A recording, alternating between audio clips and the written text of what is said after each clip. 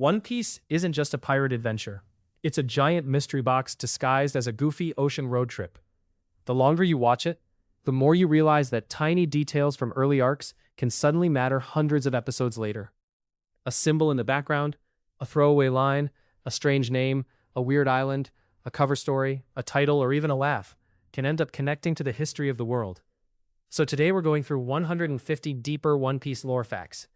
Some are about the Void Century, some are about devil fruits, some are about the world government, the ancient weapons, Joy Boy, the Will of D, the Straw Hats, the Emperors, the Revolutionary Army, and the strange rules that make this world feel so alive. And yes, this video will include major spoilers for the story. So if you aren't caught up, and you care about discovering everything naturally, this is your warning. With that said, let's get into it. One Piece looks like a pirate world because the sea is everywhere, but that's also one of the biggest mysteries in the story. The world is broken into islands, with huge stretches of water separating almost everyone. That geography isn't just scenery. It creates isolation, controls information, and makes the ocean itself feel like part of the world's prison. The Red Line isn't just a giant continent. It cuts across the planet and helps divide the seas into separate regions. When you combine it with the Grand Line, the entire world becomes a kind of cross-shaped maze. That makes travel difficult, but it also makes the world government's control much easier to maintain. In the Grand Line, regular compasses don't work because the islands have strange magnetic fields. That's why pirates need log poses and eternal poses. This means that even getting from island to island requires special knowledge. In One Piece, travel is never just travel. It's survival. Reverse Mountain is where water literally flows upward, carrying ships into the Grand Line. On the surface, it's a wild adventure idea. But on a deeper level, it tells us that the planet of One Piece doesn't always obey normal rules. The world itself feels altered, engineered, or scarred by something ancient. The Calm Belt has no wind and is filled with sea kings. That makes it almost impossible for ordinary ships to cross. In lore terms, the Grand Line is surrounded by natural defenses. It's like the world is hiding its most important secrets behind weather, monsters, and impossible geography. At first, sea kings seem like giant threats used to make the ocean scary. But later, we learn they're connected to Poseidon and can communicate with Shirahoshi. That means these creatures may have a role in the world's ancient history, especially in whatever Joy Boy once promised to Fishman Island. Some characters can hear the voice of things that shouldn't be able to speak, like poneglyphs, sea kings, and massive ancient beings. Roger, Luffy, Odin, and Momonosuke are connected to this ability in different ways. It suggests that some people can sense the world at a deeper level than normal. The poneglyphs are indestructible stone blocks that carry messages from the ancient past. The world government can't destroy them, so it tries to destroy the people who can read them. That makes the poneglyphs more than clues. They're physical proof that the official history is a lie. Ohara wasn't destroyed because it had an army. It was destroyed because its scholars got too close to the truth of the Void Century. That's one of the most important lore lessons in the series. In One Piece, knowledge can be more dangerous to the world government than weapons. Robin isn't dangerous because of physical power. She's dangerous because she can read poneglyphs. As long as she lives, the past can still be recovered. That's why her survival matters so much. Robin is basically a walking key to the true history of the world.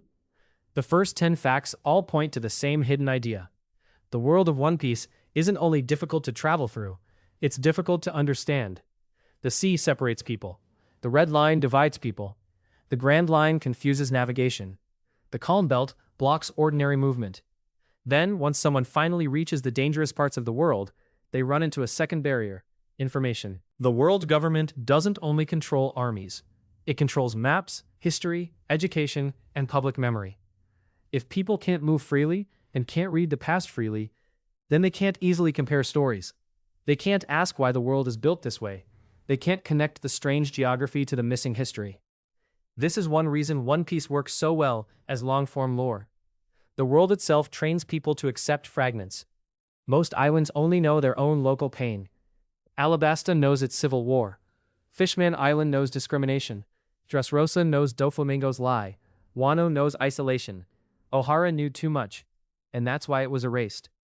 The Straw Hats are dangerous because they connect those fragments. They travel where ordinary people can't travel. They befriend people the system wants separated. And with Robin on the crew, They carry the one person who can turn scattered stone messages into one complete history. That's why the adventure structure and the lore structure are secretly the same thing.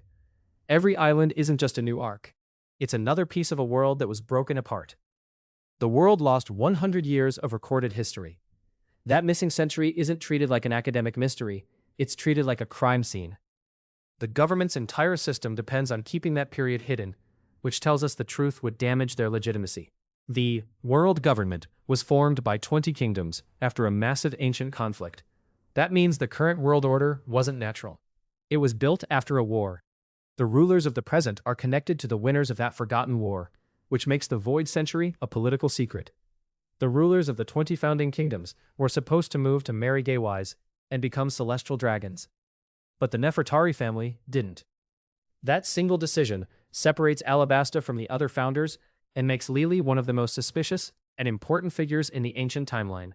The celestial dragons act like divine beings, but they're really descendants of the founding families who won the ancient war. Their power comes from inherited status, not moral superiority. One Piece constantly shows that the people calling themselves gods are often the least worthy of worship. Publicly, the empty throne means no single king rules the world. It's a symbol that the nations of the world government are equal. But the existence of Emu turns that symbol into a lie. The throne isn't empty. The world has a hidden ruler.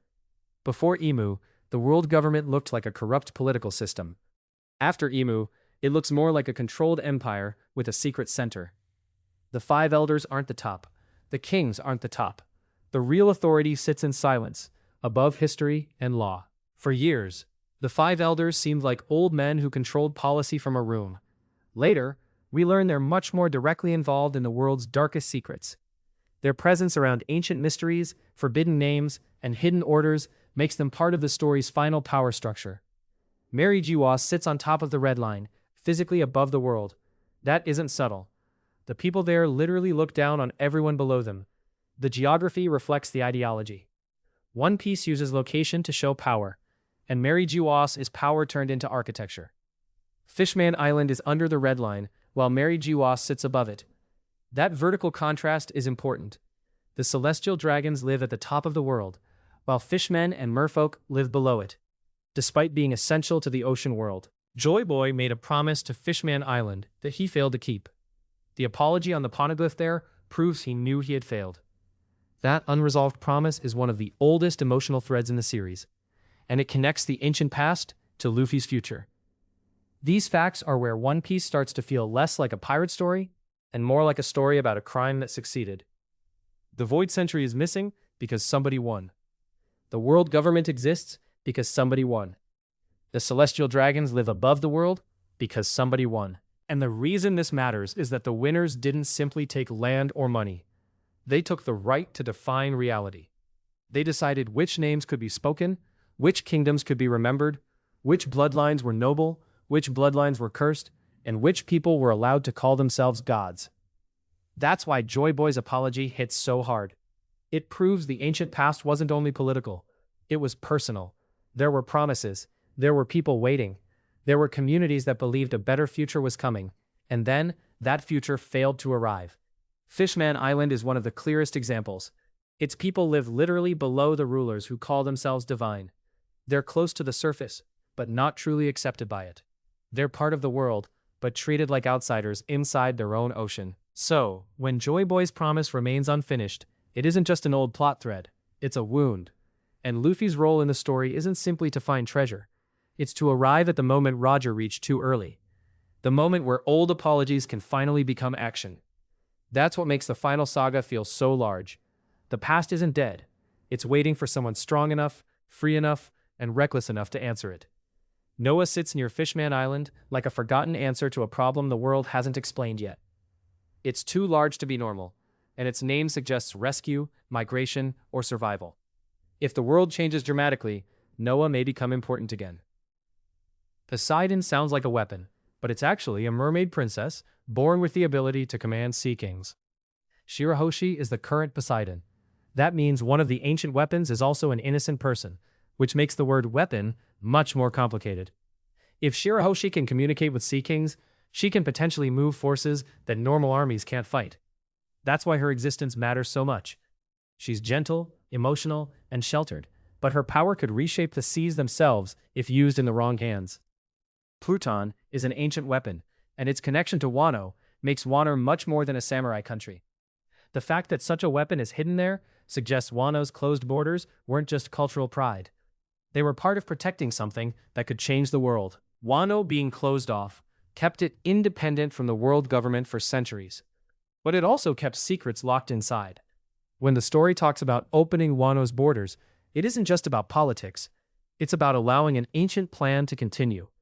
The Kozuki family didn't just rule Wano, they were connected to the creation and preservation of the poneglyphs. That puts Wano directly inside the ancient information network. Odin being able to read the stones wasn't random. He inherited one of the world's most important roles. Odin left Wano, traveled with Whitebeard, then reached Laugh-Tale with Roger. That makes him one of the few people who saw both Wano's isolation and the world's greatest secret. His life exists at the intersection of old duty and future freedom. The final island wasn't always known as Laugh-Tale. Roger named it after he and his crew laughed at what they found there. That detail matters because the final truth of the world isn't framed only as horror. Somehow, at the end of everything, there is laughter. Roger reached the final island and learned the truth. But he couldn't act on it. He said they were too early. That means finding the One Piece isn't enough by itself. The right people, the right timing, and possibly the ancient weapons all have to align. Roger's execution wasn't simply the end of his life. It was his final move.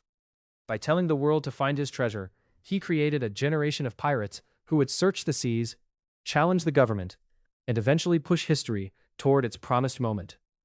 This part of the lore is all about timing. Noah exists, but it hasn't moved yet. Poseidon exists, but Shirahoshi had to be born in the right era. Pluton exists, but Wano had to stay closed until the right moment. The road poneglyphs exist, but someone has to gather them. Laugh-Tale exists, but Roger reached it too early. That phrase, too early, changes everything. It means the One Piece isn't just a prize waiting for the strongest pirate. It's part of a larger historical schedule. Certain people had to be born, certain weapons had to return, certain nations had to be freed, certain walls had to crack. The world had to become unstable enough for the final truth to matter. Roger understood he couldn't complete the job himself, so he did something only Roger would do. He turned his death into a starting gun. The Great Pirate Era looks chaotic, and it creates violence, ambition, danger, and suffering. But it also creates movement. It sends thousands of people into seas the government can't fully control. It forces the world to look toward the final island. It keeps the treasure alive in public imagination. Roger couldn't bring the dawn, but he could make sure the world didn't fall asleep before it arrived. That's why his execution is one of the most important lore moments in the entire story. It isn't the end of the Pirate King. It's the Pirate King giving the future a shove. Whitebeard confirmed that the One Piece exists. That moment matters because it removes the possibility that the treasure is only symbolic. Whatever the One Piece is, it's real enough that its discovery will shake the world and start a war greater than Marineford. Roger didn't become Pirate King because he controlled every pirate. He became Pirate King because he reached the final island and learned the truth. In One Piece, being Pirate King isn't about domination. It's about freedom, completion, and standing at the end of the world. Luffy wants to become Pirate King, but that isn't his final dream. He has another dream that makes people laugh, react, or stare in disbelief. Roger apparently had the same dream. That shared mystery connects Luffy to Roger in a way that goes beyond treasure. The D is one of the oldest mysteries in One Piece. People who carry it often oppose gods, smile in the face of death, and disturb the world's rulers. The name itself seems to carry an inherited will that the world government has tried and failed to erase. The D clan is described as the natural enemy of the gods, but not every D is heroic. Blackbeard also carries the initial. That makes the mystery richer. The D isn't a simple badge of goodness. It's a sign that someone can disrupt the divine order. At Logtown, Luffy smiles when he thinks he's about to die. Roger did the same at his execution. This isn't just a cool parallel. It's part of a larger theme. Some people in One Piece face death with freedom instead of fear. Blackbeard believes in dreams, freedom, and ambition, just like Luffy. But his version is selfish, cruel, and consuming. That makes him more dangerous than a normal villain. He proves that the same pirate ideals can become heroic or monstrous, depending on the person carrying them. Marco hints that Blackbeard's body is unusual. Blackbeard also has two devil fruit powers, something believed to be impossible. The story hasn't fully explained why. That mystery makes Blackbeard feel like a walking violation of the world's rules. Vegapunk suggests devil fruits may represent possible futures of human desire. In simple terms, they're dreams made into powers. That idea makes devil fruits feel less like random magic, and more like the world responding to human imagination. Devil fruit users gain impossible abilities, but the sea takes away their strength. That trade-off is one of the core rules of the series. In a world mostly covered by ocean, devil fruit powers are both a blessing and a curse. The One Piece world is built on dreams, but it's also built on cost. Roger's dream costs him his life. Whitebeard's family costs him his safety. Luffy's freedom constantly puts his crew in danger. Devil fruits give people impossible futures, but the sea rejects them. The will of D pushes people against the gods, but it also makes them targets. That balance is important, because One Piece almost never treats power as clean. Blackbeard is a perfect example. He believes in dreams. He talks about fate. He wants freedom. On paper, those are ideas the story usually celebrates. But Blackbeard turns those ideas into appetite. He wants the world opened up so he can swallow it. Luffy is the opposite. He also wants freedom, but he doesn't want to rule people. He doesn't want to own the world. He wants to laugh, eat, explore, protect his friends, and make sure nobody can crush another person's dream in front of him. That's why the D is so interesting. It isn't a simple hero label. It's a disruption label. People with D can shake the world, but the direction of that shake depends on who they're. Roger inspires an era. Luffy liberates islands. Blackbeard tears open the system for himself. So, when a story says the One Piece is real, it isn't just confirming treasure, it's confirming that the world's biggest dream is still active. And everyone chasing it reveal what kind of freedom they actually believe in.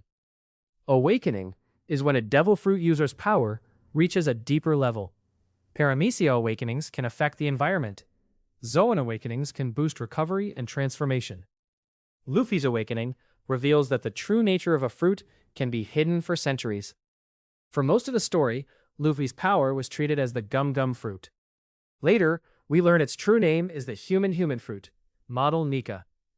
The government hid that name because names carry history, and history is exactly what they fear. Nika is remembered as a warrior who brings smiles and freedom to people in suffering. That makes Luffy's power thematically perfect. He doesn't just stretch. His real role in the story is to bring freedom to places that have been crushed by control. When Luffy awakens Gear 5, Zunisha hears the drums of liberation and says Joy Boy has returned. That turns Luffy's heartbeat into a historical signal. It isn't only a transformation. It's the sound of an old promise waking back up. Zunisha isn't just a giant elephant carrying Zo. It's an ancient being that remembers Joy Boy.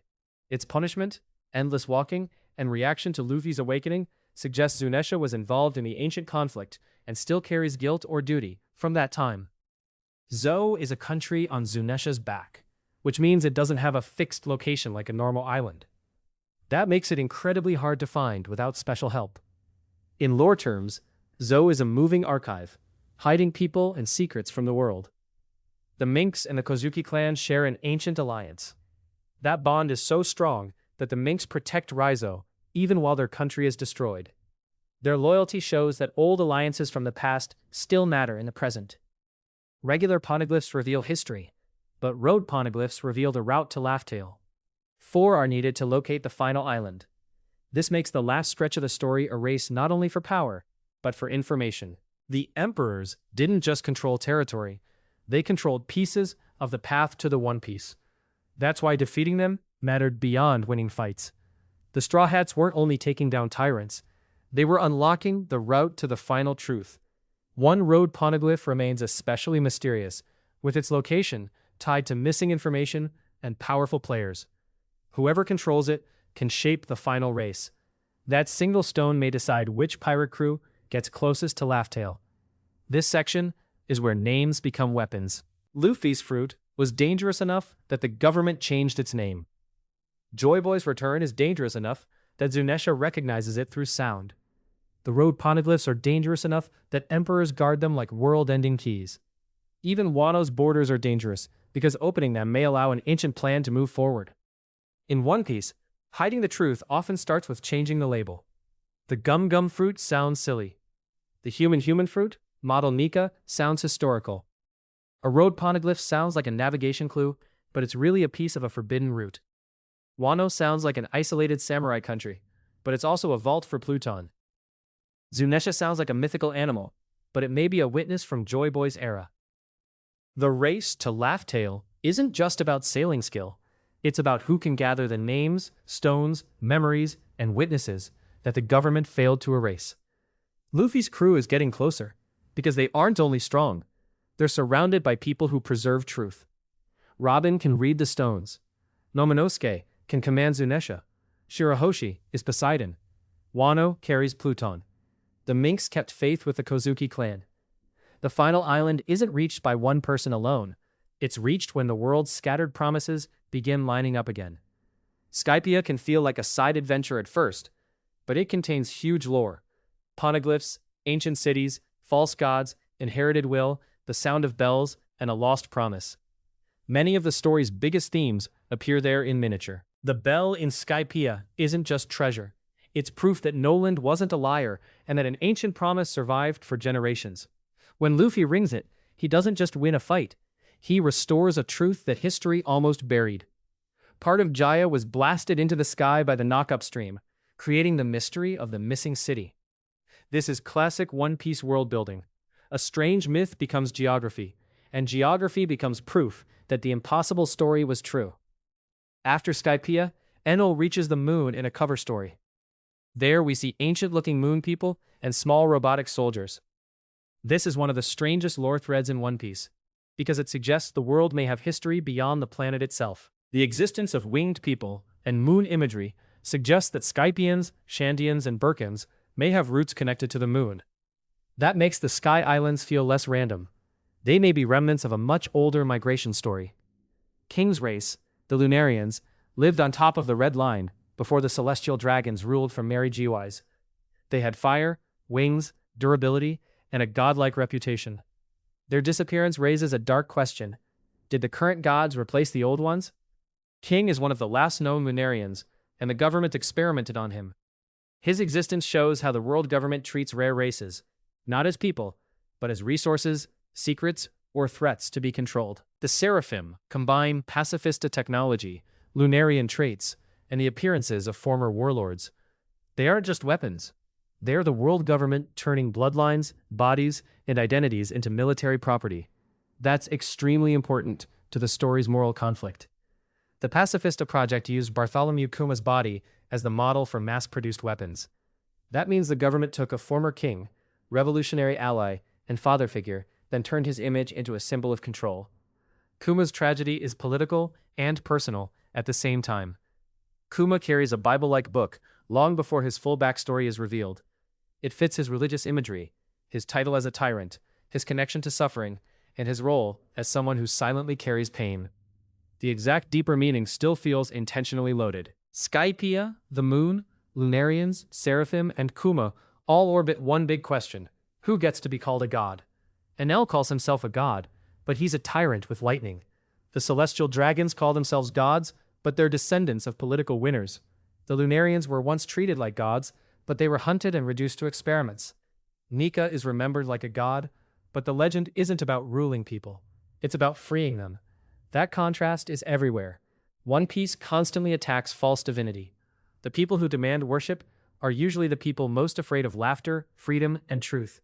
Meanwhile, the figures who actually save people often do it without wanting worship at all. Luffy doesn't want followers. Fisher Tiger didn't want a throne. Kuma sacrifices himself so quietly that most of the world misunderstands him. Kuma's imagery becomes powerful because he looks almost saint-like in retrospect. He carries suffering. He protects a child. He gives up his body. He becomes a weapon so others can survive. And unlike the Celestial Dragons who stand above people and call themselves holy, Kuma's holiness comes from how much pain he's willing to absorb for someone else. That's a deeper One Piece pattern. The story asks us to look at the person claiming to be divine, Then look at the person being treated like a monster. Very often the monster is the one with humanity, and the god is the one who lost it. Kuma's race, the Buccaneers, are treated as criminals by birth. The government's hatred of them suggests they're connected to an old sin, old alliance, or old knowledge. Their bodies are unusual, but the real threat may be what their bloodline represents. On Egghead, Kuma's memories are stored as a bubble through his power. That's one of the most emotional and strange lore ideas in the series. Pain, memory, and identity can become something another person can physically experience. Bonnie can manipulate possible ages and futures. That means her fruit is conceptually tied to potential. Her power becomes especially meaningful because she's a child whose life was controlled by adults. Yet her ability lets her imagine different versions of herself. Bonnie's connection to Nika comes through Kuma's hope and stories. When she sees Luffy's liberated form, it isn't just a power reveal. It's the moment where a child's inherited faith in a freedom god becomes real in front of her. Vegapunk didn't just create assistants. He divided parts of his personality into separate beings: good, evil, wisdom, thinking, violence, and greed. That's a very One Piece way to explore genius. Even the smartest man in the world can't escape human contradiction. Vegapunk wants knowledge to be shared through punk records, almost like a giant brain for humanity. But in One Piece, shared knowledge is dangerous when power is unequal. The same system that could enlighten the world could also be used to control it. The Mother Flame is linked to the kind of power that can erase islands. That makes Vegapunk's science terrifying. One Piece often shows that inventions aren't evil by themselves, but in the hands of the world government, knowledge becomes a weapon. When an island can be wiped off the map, rebellion becomes much more dangerous. Leloucia shows that the world government doesn't only rewrite history after the fact. It can create the physical absence that makes history easier to deny. Vegapunk's message suggests the world is in danger of sinking into the sea. That recontextualizes the entire ocean-heavy setting. The islands may not just be natural. The planet may already be living with the consequences of an ancient disaster. If the world has been affected by rising seas, then the isolated islands of One Piece become more suspicious. Maybe the world wasn't always so fragmented. Maybe the ocean isn't just the setting of the story, but evidence of what happened before. Egghead turns One Piece science into horror because it shows that the ancient past and the future are connected. Vegapunk is the smartest man alive, but he isn't inventing from a blank page. He's chasing shadows from a civilization that may have already surpassed the present. That makes his science feel tragic. He's brilliant enough to understand pieces of the truth, but not free enough to keep those pieces out of the government's hands. If the world is sinking, and the government can erase islands, then technology isn't a side detail. It may be the central reason the world looks the way it does. The sea may be a wound. The scattered islands may be survivors. The red line may be more than natural geography, and the ancient weapons may be tied to a previous world-changing event. This also makes the Buccaneers and Kuma more important. The government doesn't only fear weapons. It fears bodies, memories, and bloodlines that connect back to forbidden history. Kuma's race is punished before Kuma personally does anything. Bonnie is experimented on as a child. Vegapunk's work is controlled because knowledge itself is treated as property. So, Egghead isn't just a science island. It's Ohara with machines. Ohara tried to recover the past through books. Egghead tries to recover it through technology. And in both cases, the government's answer is the same. If the truth can't be controlled, destroy the place where it's being remembered. Egghead looks futuristic, but Vegapunk's technology is still compared to things from the ancient past. That means the Void Century civilization may have surpassed the present. One Piece isn't a simple medieval pirate world. It may be post-apocalyptic in disguise. The world government was formed after a war against an unnamed ancient enemy. The fact that even the kingdom's name is forbidden suggests the name itself would reveal too much. The government fears not only what that kingdom did, but what it represented. At Ohara, Professor Clover was killed before he could finish reviewing the name of the ancient kingdom. That interruption tells us the name is one of the most dangerous facts in the world. Some truths are so powerful, they can't even be spoken. The Marines talk about justice, but the government protects slavery, covers up genocide, and destroys islands to hide information. This doesn't make every Marine evil. It makes the system rotten. One Piece is careful to separate individual justice from institutional control. Characters like Akainu, Aokiji, Kizaru, Smoker, Fujitora, Garp, and Kobe all represent different ideas of justice.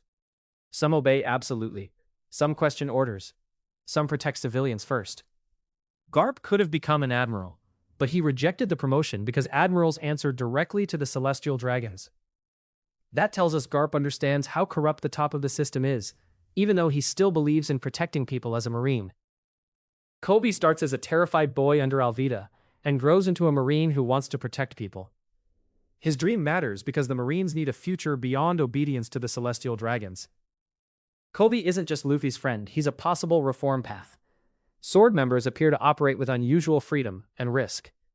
Their existence suggests that even within the Marines, some people know the official chain of command isn't enough. They may become crucial when the final conflict forces Marines to choose sides. Dragon's army isn't simply anti-Marine.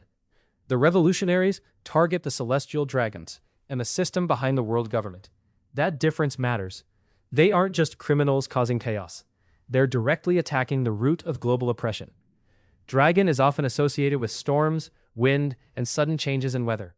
The story hasn't fully explained his abilities, but the imagery is consistent. Whether it's a power or symbolism, Dragon is framed like a storm approaching the world order.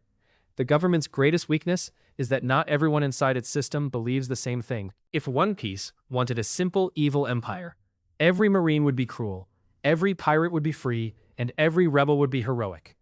But the story is more interesting than that.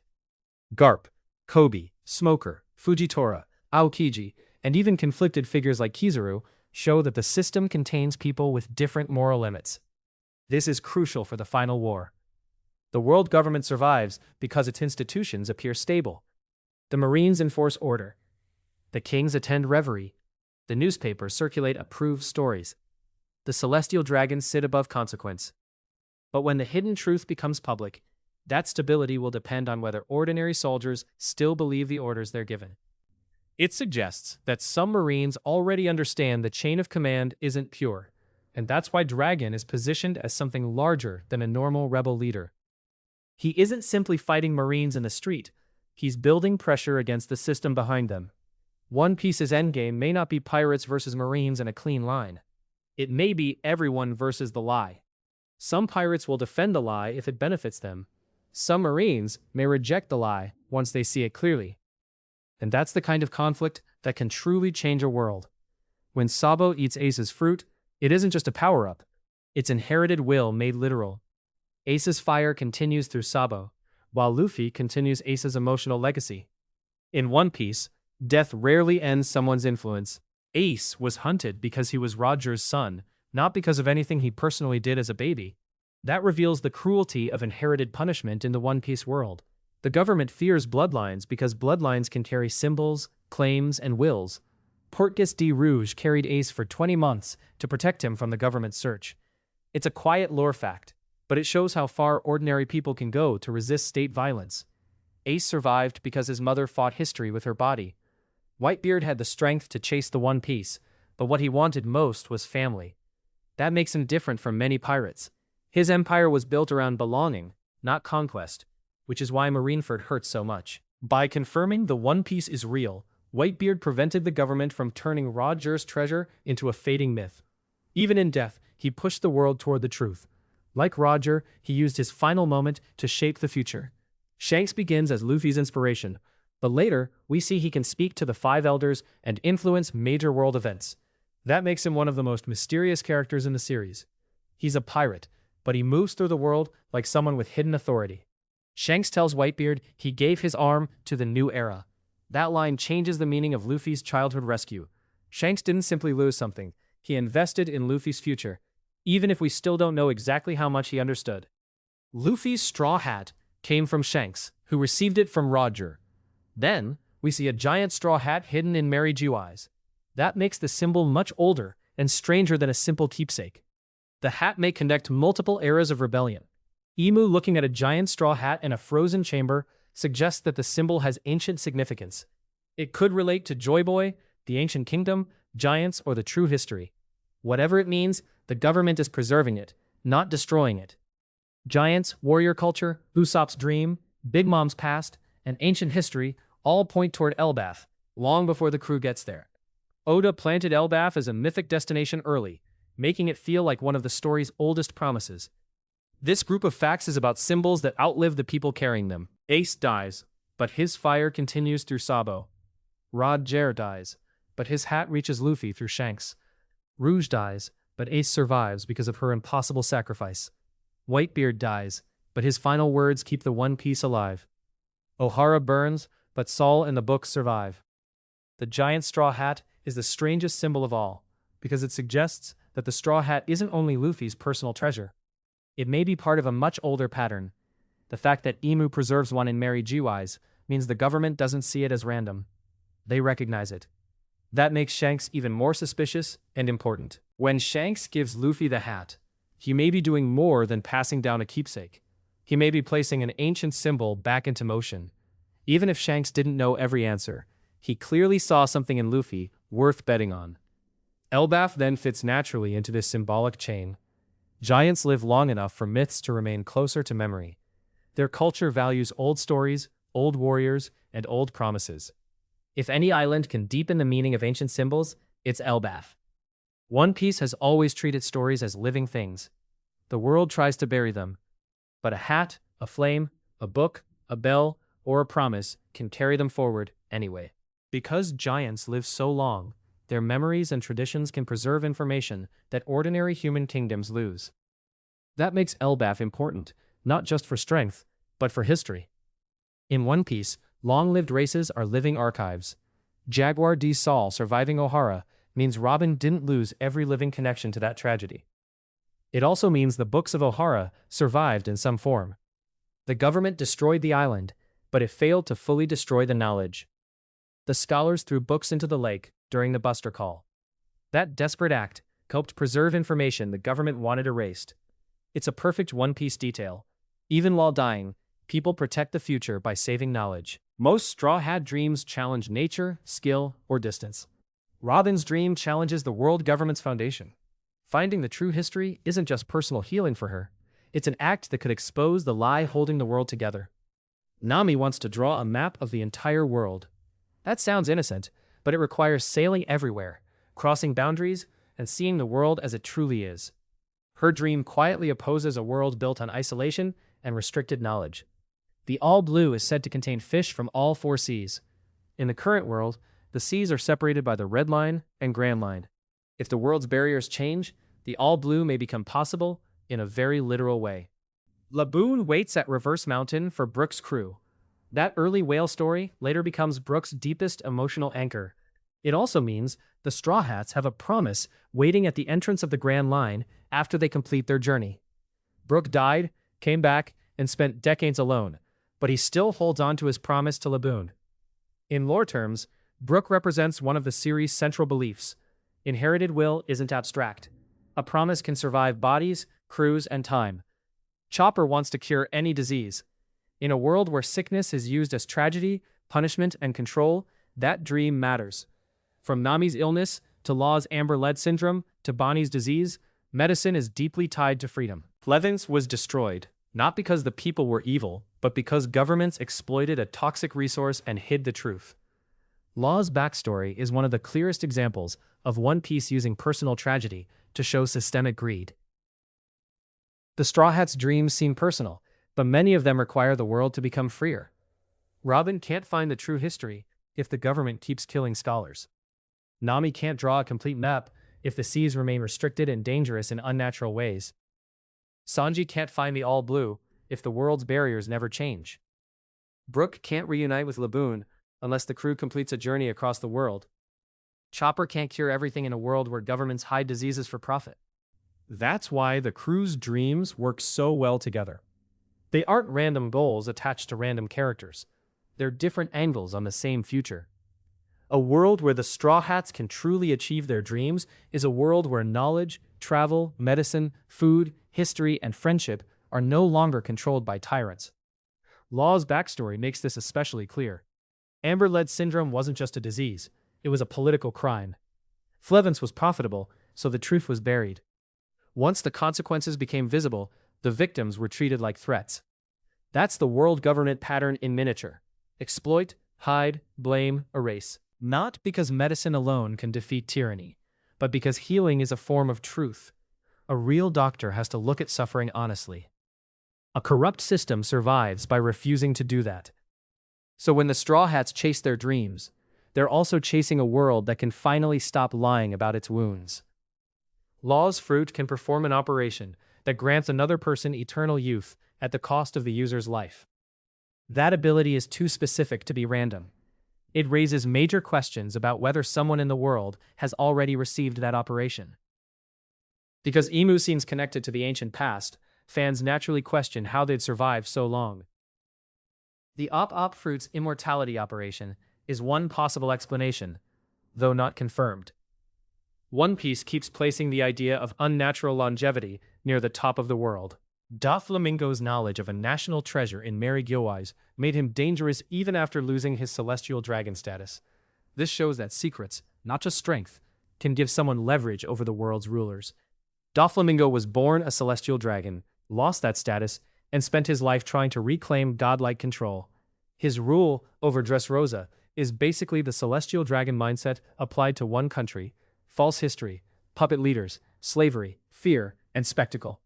Doflamingo rewrites history, erases people through sugar's power, controls the media image, and hides suffering beneath a bright kingdom. Dressrosa teaches us how tyranny works before the story fully pulls back the curtain on the global version. Sugar doesn't just turn people into toys, she erases them from memory. That's horrifying because it mirrors the world government's relationship with history. The scariest kind of control isn't killing someone, it's making the world forget they existed. The Tontada tribe's loyalty and history with the Don Quixote family show how old wounds and old hopes can survive for generations.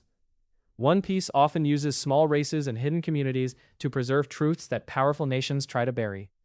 Alabasta gives us Pluton, a poneglyph, the Nefertari family, and Crocodile's interest in ancient weapons. At the time, it feels like a kingdom-saving arc. Later, it becomes one of the earliest major doors into the endgame. Vivi isn't just a former companion. She's a Nefertari, connected to one of the 20 founding families, and to Lily's mystery. That means her role in the final saga isn't nostalgia, it's built into the world's political history. Crocodile's plan in Alabasta was built around finding Pluton. This made him one of the first villains, chasing the same ancient power structure that later defines the final saga. He was thinking endgame before the audience knew what endgame meant. Alabasta, Dressrosa, and Mary Gilwise all showed different versions of the same method of control. First, steal the truth. Then, replace it with a public story.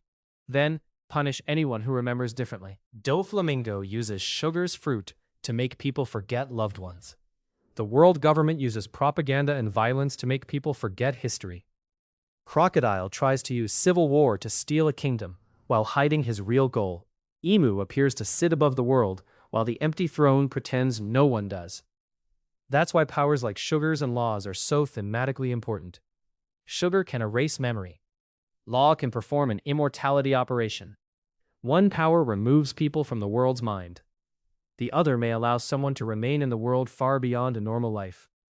Both powers touch the boundary between life, identity, and history. Doflamingo understands this better than most villains. He knows secrets have value. He knows public truth can be manipulated. He knows the celestial dragons aren't holy because he has seen them from the inside. That makes him dangerous even after he falls. And Crocodile's early hunt for Pluton shows that the final saga was seeded long before the audience had language for it. The ancient weapons were never just late-game power-ups. They were present in the story's political DNA from Alabasta onward.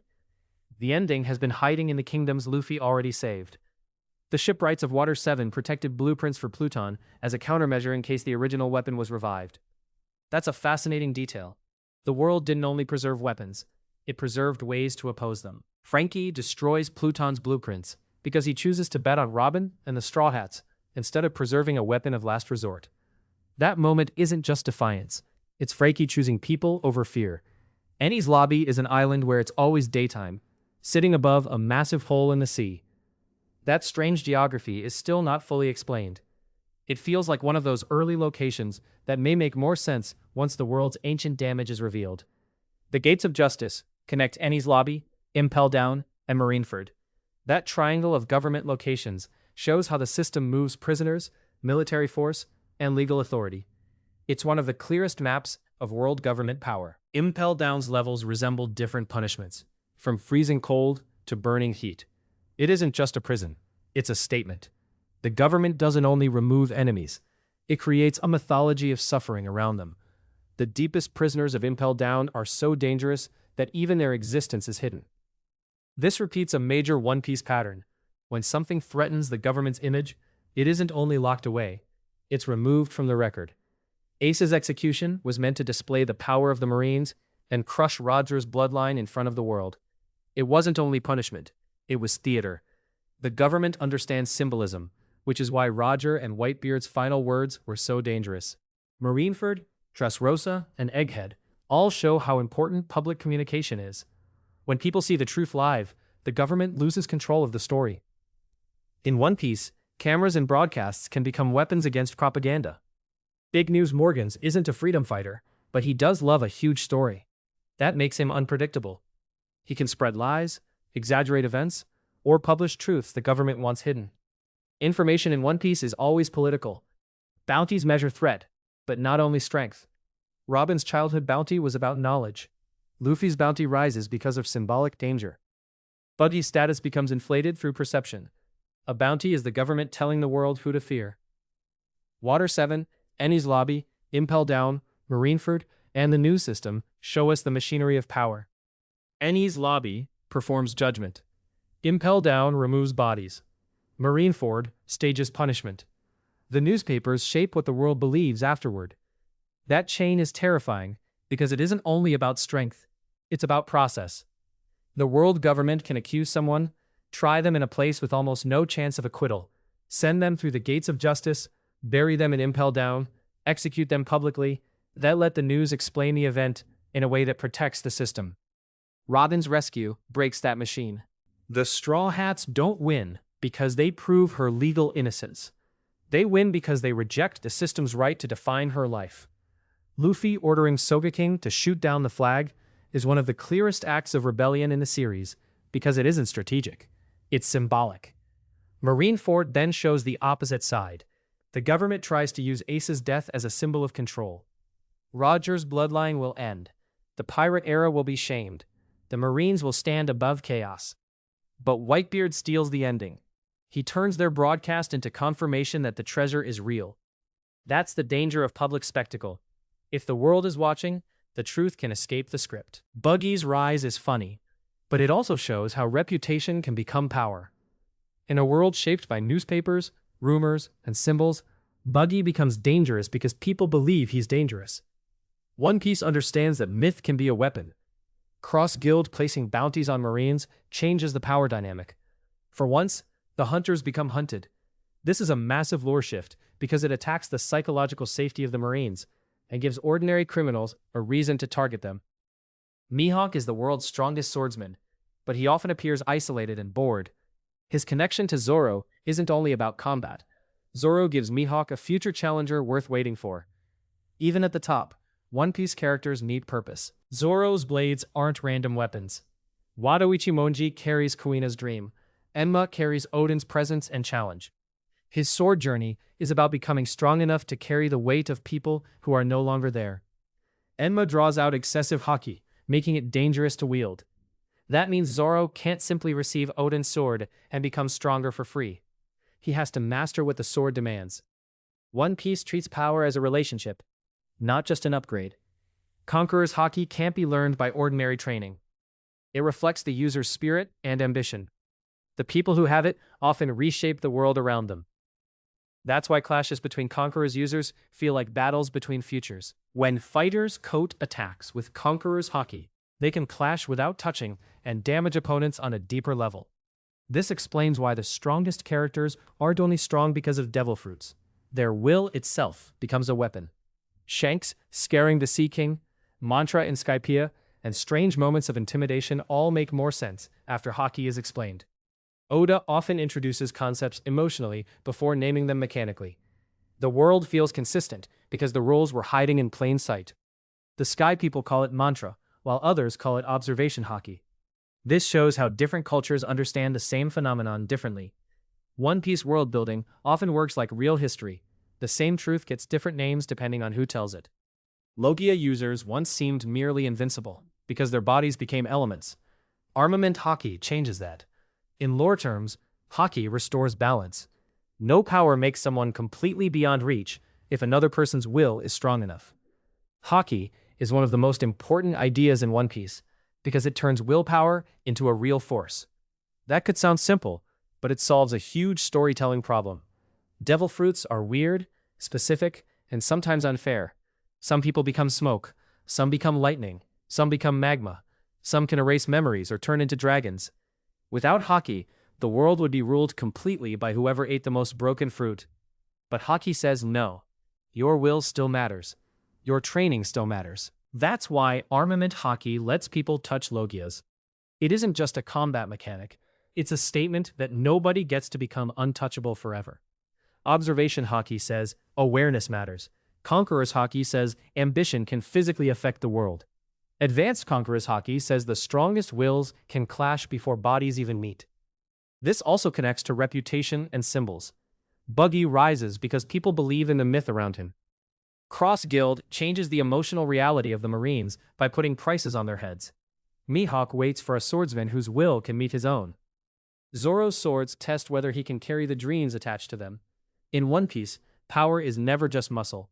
It's belief, fear, memory, ambition, and identity, becoming real enough to move the world. We've seen powerful Logia users reshape environments, like Punk Hazard being changed by Akainu and Aokiji's battle. But Logia awakening as a full category is still not clearly explained. That leaves room for some terrifying reveals from top-tier users. Punk Hazard being half fire and half ice shows how powerful admirals can permanently change an island. This matters because the strongest people in One Piece don't just win fights, they alter geography, climate, and history. Nads included Vegapunk, Judge, Queen, Caesar, and Stussy. That means several major science-based plotlines share a common root. Cloning, lineage factors, artificial fruits, viruses, and body modification are all branches of the same scientific history. Lineage factor explains how powers, bodies, and traits can be manipulated.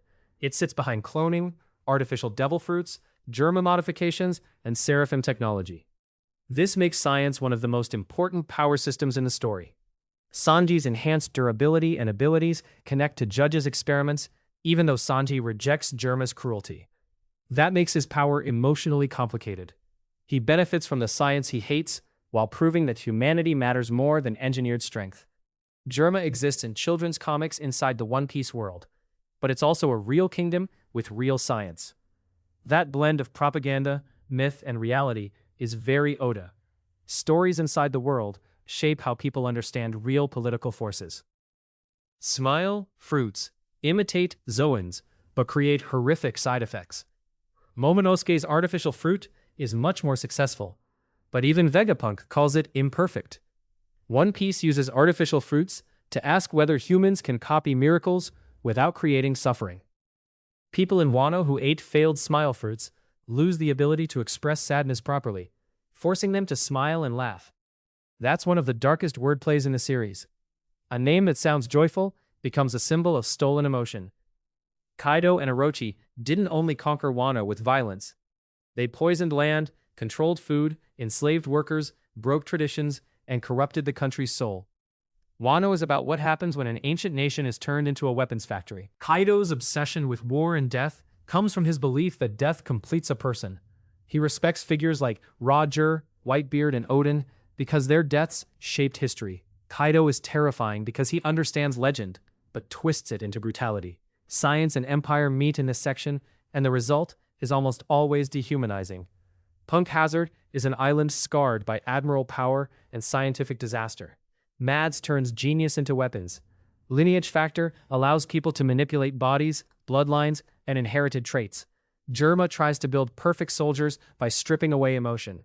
Smile fruits try to mass-produce power and end up stealing people's ability to express grief.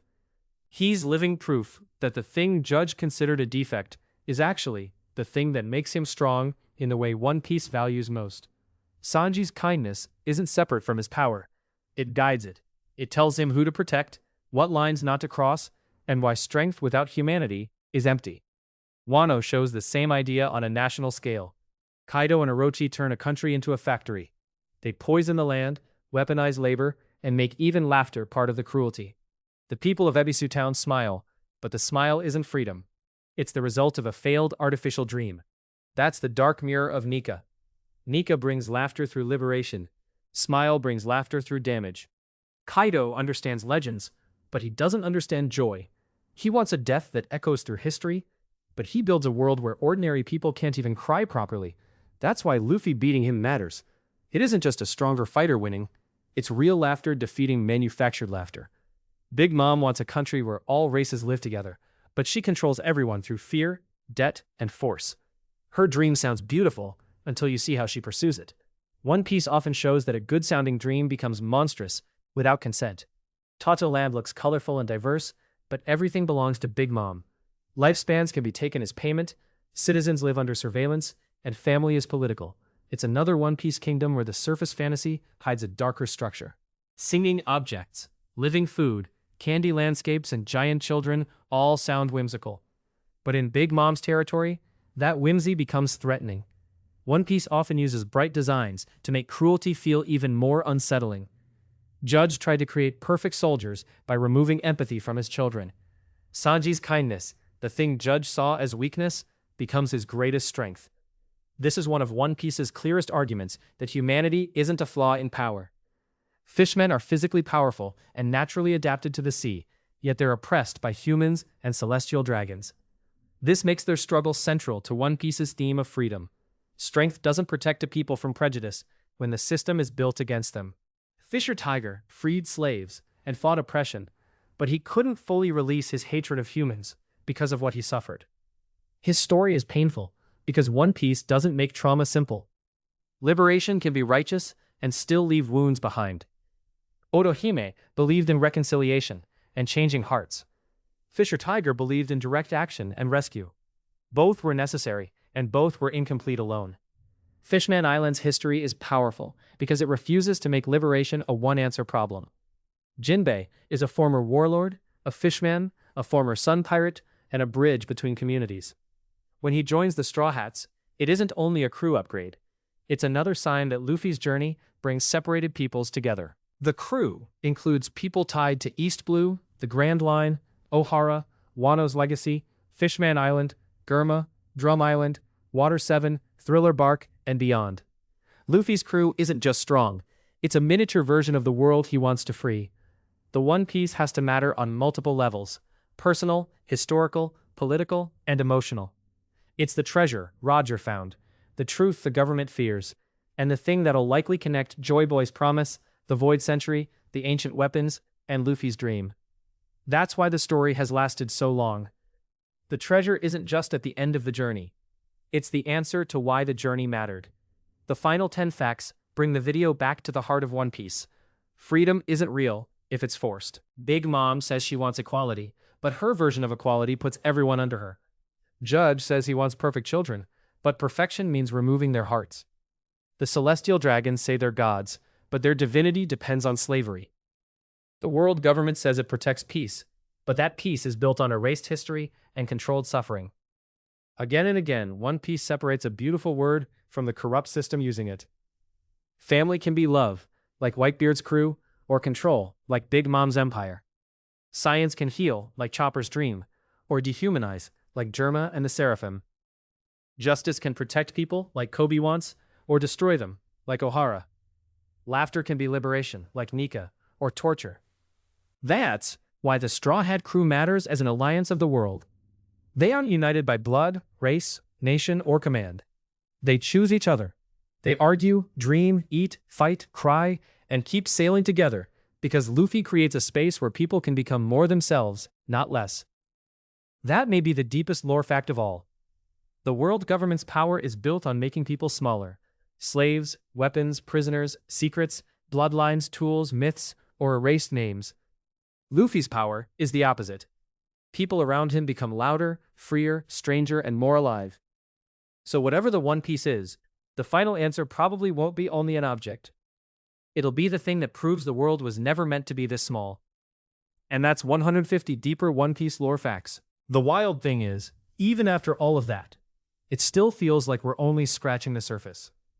Because One Piece is built differently from most long-running stories. It doesn't just add new islands and new villains. It keeps folding the past into the present. Ohara connects to Egghead. Skypiea connects to the Void Century. Fishman Island connects to Joy Boy. Wano connects to Pluton. The Straw Hat connects to Roger, Shanks, Luffy, and maybe something far older. And the deeper you go, the more the story feels like one huge map, where the emotional journey and the world history are secretly the same thing. That's what makes One Piece special. It can make you laugh at a skeleton asking for underwear, then turn around and make that same skeleton one of the strongest symbols of grief, loyalty, and promises surviving death. It can make a rubber pirate feel like a joke for hundreds of episodes, then reveal that his power is tied to liberation, ancient fear, and the return of Joy Boy. It can make one tiny line from years ago suddenly feel like it was waiting for you the whole time. So now the question is, which One Piece lore fact do you think matters the most for the ending? Is it the Void Century, the ancient weapons, the Will of D, the giant straw hat, or something we still haven't fully understood yet? And if you want more One Piece theories, lore breakdowns, and what-if stories, make sure to like and subscribe. This is One Piece Unwritten, and the deeper we go, the stranger the sea gets.